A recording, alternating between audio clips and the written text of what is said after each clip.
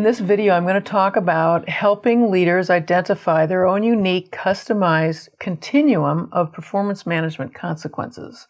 One of the best things we can do with leaders is help them identify that customized list. Because so many leaders have expectations that they'll tell their teams, but they're not true expectations if they have no sense of consequences if the team members don't do it.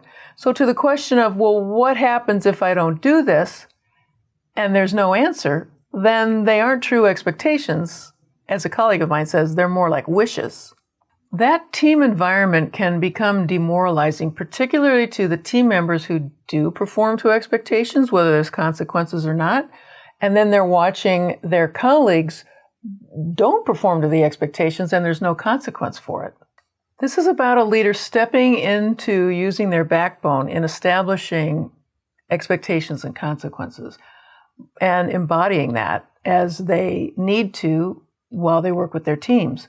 Now, what does that mean in terms of embodying backbone when it comes to establishing expectations and consequences? First of all, they can express backbone when they deliver consequences because they have been thoughtful about the whole spectrum of possible consequences that they have at their disposal. Leaders get anxious about consequences because they aren't thoughtful about them. They get confronted by a situation with an employee, and now all of a sudden they have to figure out a consequence that matches the situation, it's fair and effective. That's too much pressure in an anxious moment when it doesn't even have to be that way. Now, it goes without saying, but I'll say it anyway, this topic needs to be set in the context of a larger performance management cycle that the leader has already laid out the goal, the behavioral expectations, and has confirmed understanding and alignment from team member to those expectations. In other words, the boss is filling out the picture of this is why it's so critical for you to behave in these ways and work out these outcomes, because it's going to get us the results that we need. After those expectations have been set, leaders often drop the ball around being ready for consequences if they need to use them. This is where we can help leaders develop to stimulate their thinking about what their consequence continuum can be, especially since many leaders think, I'm stumped because the only thing I can do is either fire them or have to accept what they're doing. That is a leader who is going to be off-center when they are confronted by a performance issue with an employee. So you can suggest they draw a consequences continuum and fill out the extreme ends first. That gives them the outside parameters that they can act within. Most leaders know the extremes. On the worst case end, they can fire the team member. But what can they do on the extreme other end? What is the mildest form of consequence they could do? This question leaves many leaders confused. One consequence that can be on the mildest end of the spectrum is one that is simple but can have quite a big impact. And that is saying something simple, some version of, I'm disappointed in you, that you're not doing what you need to be doing in this area. That can be very mobilizing for the many people who don't want to disappoint their boss. For a leader to have a straightforward conversation about that, to not beat them over the head with it, nor shout at them, but just the force of the leader's presence and the words, I'm disappointed in you, is quite a powerful consequence. It can be a powerfully felt consequence, and leaders don't even think of it as part of their consequence toolkit. So those are the two extremes of consequences options. The next step is to help the leader brainstorm what the options are all along the middle of the continuum. One way is to ask them, so what would be the next item up from the most mild consequence?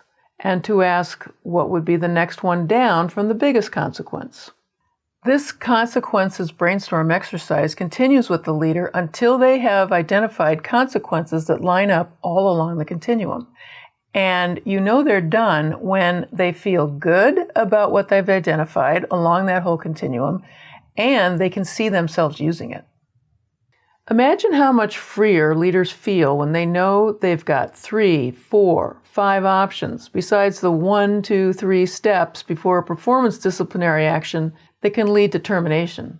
You really help leaders when you help them take the time to create this resource that they have customized to their situation, that they feel satisfied and grounded about. Here is a continuum that one of my clients created as we talked through the need for him to do more than cajole his team into performing to expectations. I offer it not as the continuum of consequences, but a way that one leader filled out the full continuum that they could stand behind. On the mildest end is what I mentioned before. This is unacceptable. I'm disappointed in you. The boss had never let the team member experience his disappointment in him and feel the uncomfortable emotional sting of letting his boss down. The next one up from that, the second option, is this is unacceptable. Do it over and get it right.